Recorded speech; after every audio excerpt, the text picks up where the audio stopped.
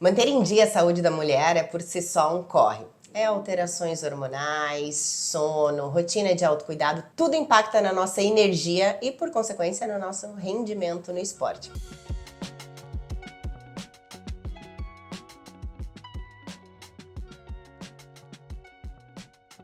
Hoje eu vim aqui conversar com a doutora Viviane Araújo, ginecologista cooperada da Unimed Porto Alegre, para falar sobre saúde da mulher em movimento. Esse é o 5º episódio da nossa série Cuidar para Correr, um olhar 360 em parceria com a Unimed Porto Alegre. Doutora, muito obrigada. Vamos conversar sobre muitas coisas que envolvem nós, mulheres, né, as alterações hormonais, enfim, tudo aquilo que pode atrapalhar a nossa rotina de treinos. Muito prazer, Thaís. Então, esse é um tema bem frequente aqui no consultório. Recebo muitas mulheres diariamente com queixas de como melhorar a qualidade de vida, o desempenho na atividade física. E daí, como é que eu posso te ajudar? Doutora, não é o meu caso, né? Que eu nunca sofri nada diferente, nem em termos de TPM, nem de oscilação de ciclo, mas a gente sabe que é muito comum e usual a gente ouvir, né, as mulheres se queixando que elas não rendem em determinado momento do ciclo. Então eu te pergunto assim, o que acontece nessas diferentes fases do ciclo, pensando em termos de desempenho, tanto para a corrida quanto para o fortalecimento, e o que a gente pode fazer para minimizar isso nesses momentos mais sensíveis do ciclo? Então, Thaís, a mulher que usa o ciclo menstrual fisiologicamente, sem bloqueios, né, sem métodos anticoncepcionais, ela tem algumas fases do ciclo menstrual com variações hormonais. Então, ela tem o primeiro período ali, que é a fase menstrual. Tem mulheres que menstruam de 1 a 3 dias, 5, 7 dias, né? Então, ali, a gente às vezes pode sentir um pouquinho mais de cansaço. Então, seria bom priorizar um pouquinho atividades um pouquinho mais leves, porque tu estás mais cansada com sangramento vaginal. Depois, a gente entra naquela fase folicular, que a gente tem um pouquinho mais de pique, tem um aumento de estrogênio. Então, ali tu pode intensificar um pouquinho a tua força, teus treinos mais potentes, corridas. Na metade do teu ciclo menstrual, a gente tem a fase da ovulação, que tem aquele pico de progesterona e tem também testosterona. Ali tu se sente também com bastante força, então é bom priorizar também a musculação. E depois tem uma queda ali da energia, que é a fase lútea, que daí tu vai sentir um pouquinho mais de cansaço, vai reter um pouquinho mais de líquido, que ele tem aumento de progesterona nessa fase. Então, seria bom daí também diminuir um pouquinho a carga, fazer uns exercícios mais de corridas, de cardio mesmo, para, né, diminuir essa retenção hídrica e melhorar. Então, nesses 28 dias do ciclo menstrual tem variações, claro que sempre com acompanhamento, seria bom. Doutora, então, se a minha competição agora, ela cair no meu período menstrual, é viável eu fazer algum tipo de bloqueio com método contraceptivo para não menstruar, né, naquele momento em que eu estiver competindo? Então, tem que ver como é que tu treinas, né? E tem que ver como é que é o teu desempenho. Cada mulher vai sentir de uma maneira. Mas sim, se te prejudica, se tu nota alterações, existe a possibilidade de bloquear. Tem muitas mulheres que até não bloqueiam somente no dia da competição. Elas notam que tem muita diferença e elas preferem não ter essas alterações hormonais e ter uma coisa mais estável e acabam usando o método anticoncepcional para não ter essas variações e oscilações, mas é viável sim. Durante a TPM, é normal a gente sentir inchaço, fadiga. O que a gente pode fazer para minimizar os sintomas nessa fase? Durante a TPM é a fase lútea, onde a gente tem um aumento de progesterona, que é o hormônio que a gente tem mais retenção hídrica, mais edema. Então, nesse momento, fazer atividades que aumentem a tua circulação corpórea, né, de corridas, caminhadas, ingerir bastante água, né, para fazer essa circulação, às vezes uma drenagem, isso aí ajuda bastante. E a alimentação, né, diminuir as coisas, alimentos embutidos, ultraprocessados, o açúcar, comer coisas mais leves, né, uma proteína mais magra, isso também ajuda muito a diminuir essa retenção hídrica e a TPM em si, né. E os métodos contraceptivos, eles interferem positiva ou negativamente no desempenho da mulher? Então, Depende de cada paciente, de cada mulher, né? É uma coisa que a gente tem que decidir juntos, individualizado, porque tem mulheres que não se importam e não têm muitos sintomas com essas diferenças hormonais durante essas fases do ciclo menstrual. Tem mulheres que se incomodam, às vezes não conseguem sair nem da cama por muita cólica menstrual, então elas acabam não treinando ali no período menstrual. Tem mulheres que sentem a ovulação, que também se sentem incomodadas. Então, acaba para essas mulheres que são muito sintomáticas na fase, é positivo o uso de métodos anticoncepcionais, porque dela não vai ter a variação hormonal e ela vai treinar todos os dias. Então, depende muito. Eu acho que tem que conversar com cada paciente, ser individualizado, ver o benefício, o malefício, mas muitas vezes é benéfico, sim.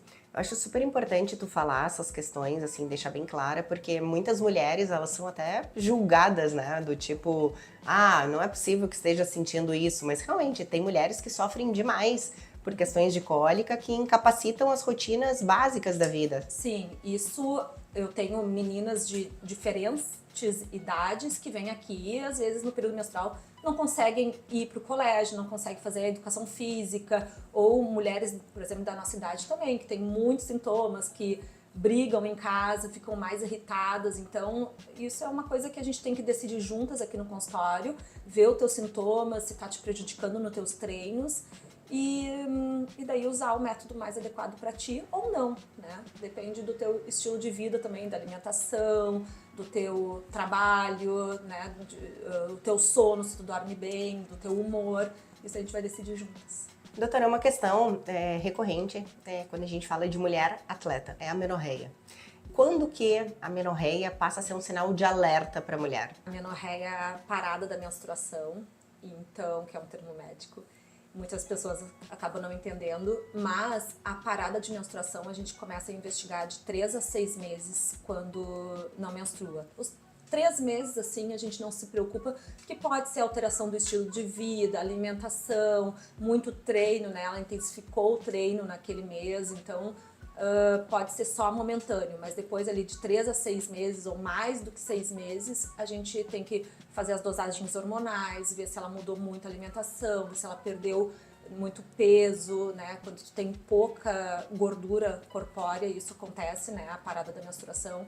Então daí a gente se preocupa um pouquinho e a gente faz todos os exames. Normalmente a parada da menstruação ela vem por baixo percentual de gordura ou por excesso de treino? Isso, e questões hormonais também, e até uma gravidez.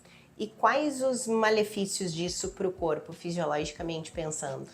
Então, quando a gente para de menstruar, muitas vezes a gente tem um aumento de prolactina, que é um hormônio que é produzido pela hipófise.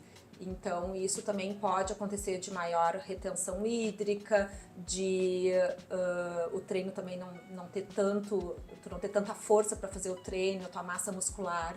Então, aí que a gente tem que ver se não tem essa alteração.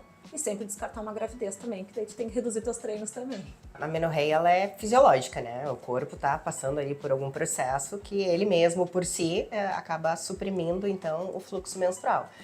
Que é diferente no caso da gente fazer um bloqueio ali temporário, vamos supor, para uma competição, enfim. Esse bloqueio temporário que a gente pode fazer, ele é por um prazo curto, né? Não há necessidade de que ele se prolongue no tempo? Depende de cada mulher, né? Tem mulheres que nem eu tinha te falado, tem muitos sintomas, então a menorreia, porque tem muitos métodos contraceptivos que não menstruam, né? Que causam a menorreia. E tem pessoas que vivem super bem sem essas variações, flutuações hormonais e querem a parada da menstruação, e daí ela tem a taxa hormonal sempre nivelada. E aquele bloqueio que tu faz, por exemplo, tu quer treinar ou tu vai fazer a competição mês que vem e bloqueou, daí é por um período ali determinado. Eu quero do dia tal ao dia tal, porque eu quero intensificar meus treinos, porque eu tenho uma competição mês que vem. Então a gente faz esse bloqueio e daí não tem malefício nenhum, porque a gente tá te ajudando a ter o teu rendimento no treino e não te atrapalhar no dia da competição. E esse bloqueio, ele causa malefícios ou gerenciado direitinho ele não tem problema? Sempre tem que ser com acompanhamento médico e ver, né, o perfil da paciente, se ela pode usar um tipo de hormônio ou outro, né? Geralmente é feito somente com progesterona ou progesterona e estrogênio, então depende também se a paciente tem indicação, se não tem risco para o uso desses hormônios, daí tem que sempre consultar. Vamos supor que estou com amenorreia por déficit calórico ou excesso de treinos. Se eu ajustar a minha dieta, aumentar meu aporte calórico e gerenciar ali melhor o volume de treinos, né, diminuindo a intensidade, então é suficiente para eu voltar a menstruar e voltar a ter o ciclo normal?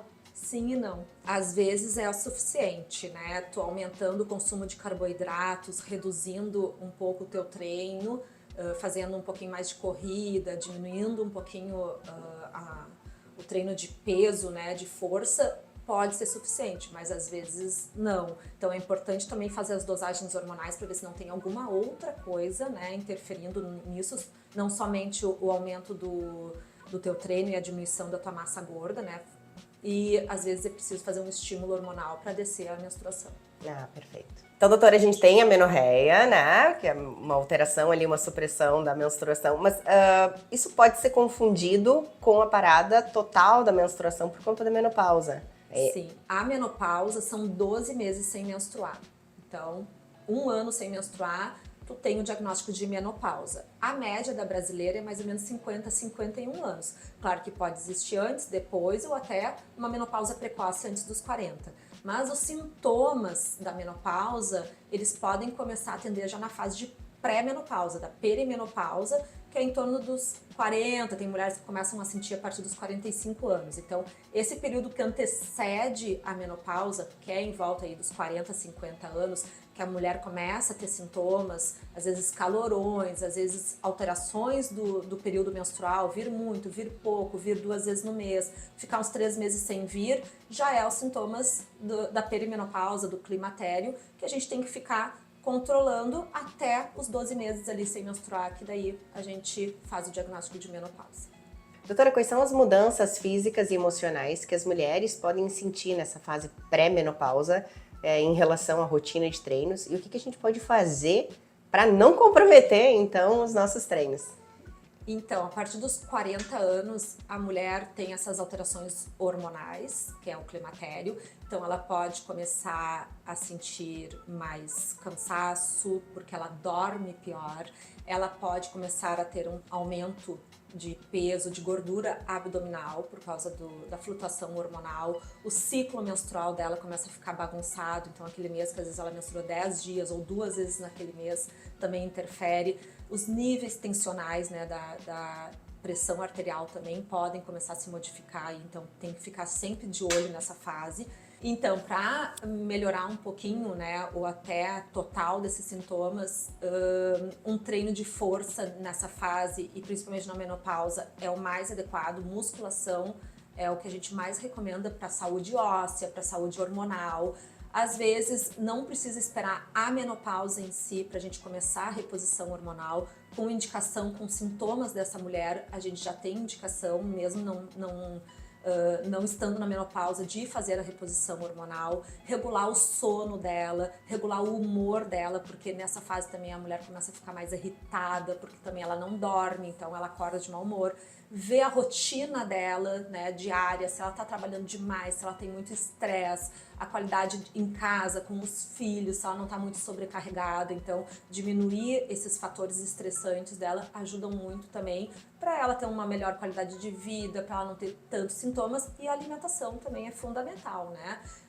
Melhorar o consumo de proteínas, a hidratação, diminuir o álcool, diminuir o açúcar, carboidratos, alimentos ultraprocessados, que isso daí também vai aumentando também toda a gordura dela e o cansaço dela. Doutora, é possível a gente manter rendimento e manter massa magra depois da menopausa? Porque me assusta tanto, a gente ouve falar tanta coisa que assim a energia cai, que a gente perde toda a massa magra, que a gente não consegue render em treinos. É possível que essa não seja uma realidade de todas? Então, a gente nunca pode comparar o corpo da mulher produzindo hormônio quando não produz, né? Que é quando a gente entra na menopausa. Mas sim, a gente tem maneiras de evitar isso e de passar por essa fase super bem. A alimentação, então, né?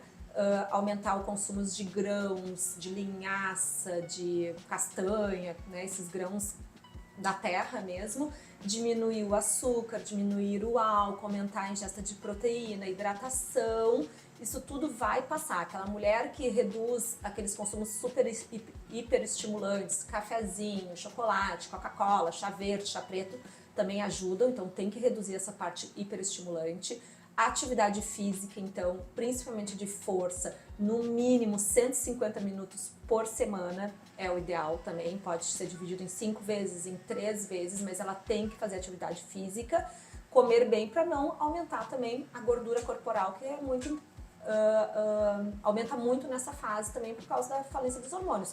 E se ela não tiver um estilo de vida saudável, com alimentação, com dieta, a gente tem indicação, então, da reposição hormonal com coisas naturais, com os hormônios, às vezes até com antidepressivo, aquela mulher que não pode usar hormônio, né, teve um câncer de mama, alguma coisa.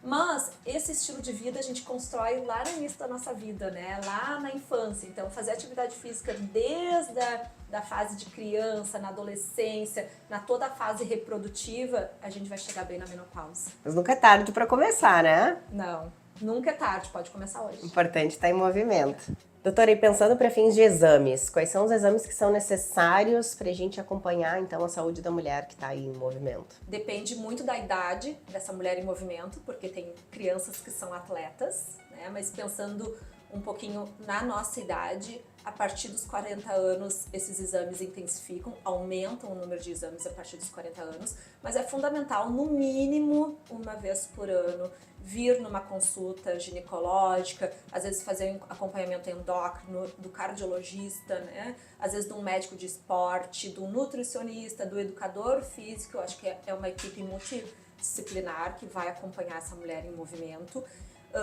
Claro que aqui comigo tem que fazer todas as partes de hormonais, a parte de gorduras, colesterol, triglicerídeos, parte de vitaminas, vitamina D, B12, magnésio, zinco e mamografia, todas as ultrassonografias abdominal, de transvaginal, mamária e dependendo da idade também a densitometria óssea.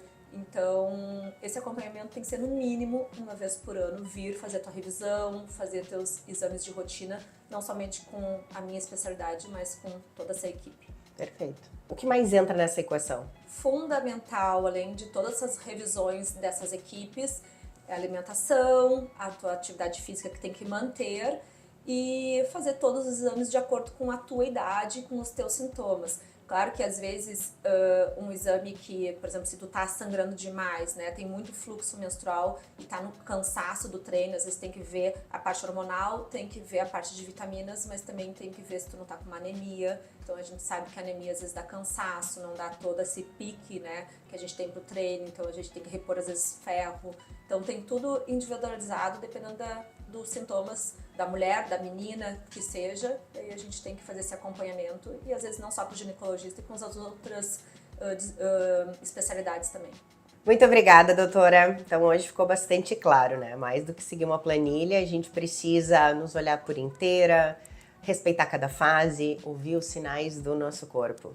Então, Thaís, foi um prazer, mas fica o alerta, se algo te preocupa, nunca adia a consulta. Esse foi o 5º episódio da nossa série Cuidar para Correr, um olhar 360 em parceria com a Unimed Porto Alegre. Porque prevenção também é performance.